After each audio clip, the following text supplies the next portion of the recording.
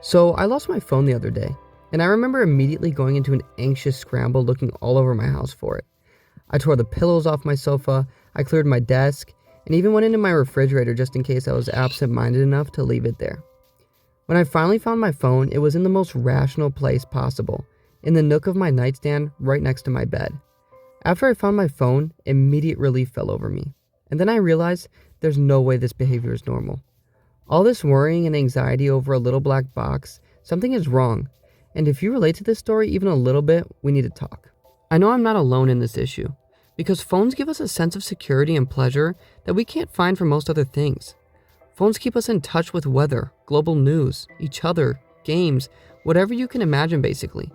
Some people actually work through their phones, or at least a large portion of their job is on their phone. And yes, there are real positives to that, especially when it comes to enhancing life and making things more efficient. But there is a much darker truth about phones that we are subconsciously aware of, but are too focused on our next social media post to realize. I remember back when I was younger, and I say that like I'm an old man or something, but in all seriousness, I remember when I would walk into a store and people would be talking to each other, having genuine conversations. Places felt louder, more alive, more human.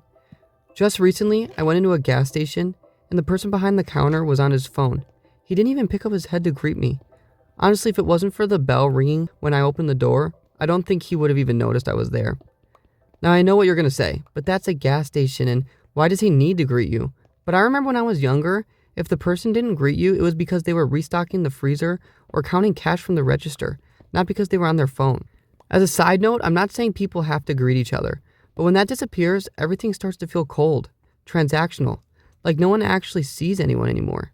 Another example that I can give you to show you that I'm not just being salty about customer service was when I was at the airport. A while back, I remember I had a flight detour due to weather issues, and I ended up 2 states away from my desired destination. I got off the plane and went straight over to find someone to talk to about where my next flight would be. I finally found a desk of 4 airport employees, and I'm not joking when I say this, all 4 of them were on their phone. I went up to the desk, and not one of them even knew I was there. Now, the point of this isn't to be a Karen and name drop companies and airlines. That's not the point. Those are hard jobs, and those were hardworking people. The issue isn't them, it's the phones. They all were so engrossed and focused on their phones that they couldn't take their eyes off of them. This is an addiction. The more I thought about this, the more I realized how much the world has changed. How malls feel dull when they used to feel so alive. How coffee shops have more people waiting in the mobile checkout than waiting in line. There's more life happening on people's phones than in real life. But that isn't real life. It's a pseudo-life, a substitute to real life and a prison. Instead of climbing a mountain, you watch someone else do it on Instagram or on TikTok. And it almost feels like you were there. You get a fake hit of dopamine and feel a fake sense of accomplishment without earning anything, to a point where you feel unfulfilled and lost. We're living life through a screen instead of actually living it. We aren't supposed to live like this, constantly stimulated and flooded with overwhelming amounts of information every day. Before our phones and even the internet, things moved more slowly. Global news wouldn't be learned about until days or weeks after the events occurred. When you met up with friends, you would actually talk to them, not scroll through their posts.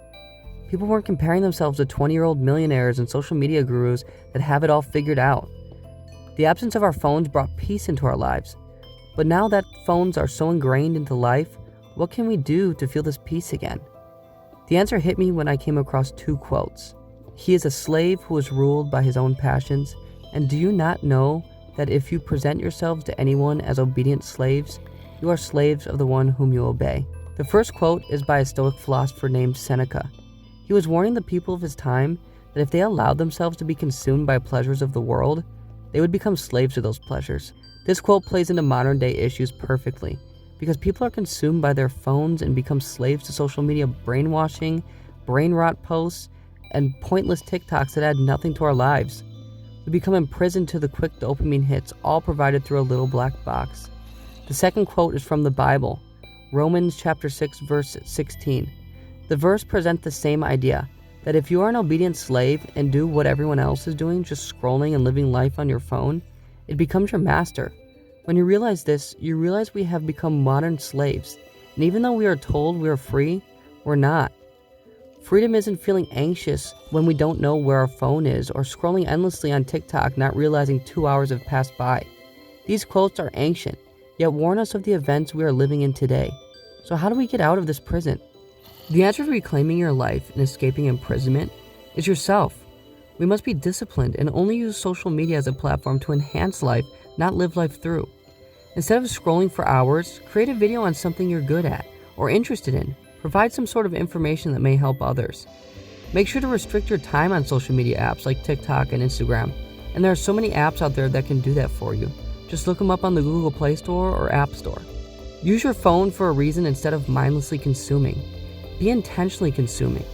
If you're going to watch a video, don't be scrolling through the comments or multitasking while watching a video. Just enjoy the video and watch it all the way through without any distractions. Most importantly, stop bringing your phone everywhere. You need this discomfort. It's okay to be on an elevator and not turn your phone on and scrolling back and forth on the home screen just because you're a little uncomfortable.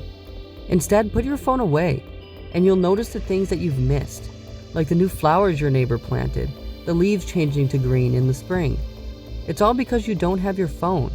And contrary to what everybody believes, that's okay. It's always been okay. Discomfort is the key to escape this imprisonment, and you have to use it to get out. When you actually do this, you start to realize that the real world is way better than the virtual world, and you end up feeling truly free.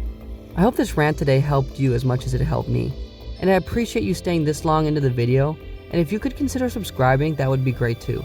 Like always, I'm here for each one of you, so if you have any topics that you're struggling with and want me to talk about, let me know in the comments. I'll meet you down there, and I'll reply as quickly as possible. I hope you have a great rest of your day, and God bless.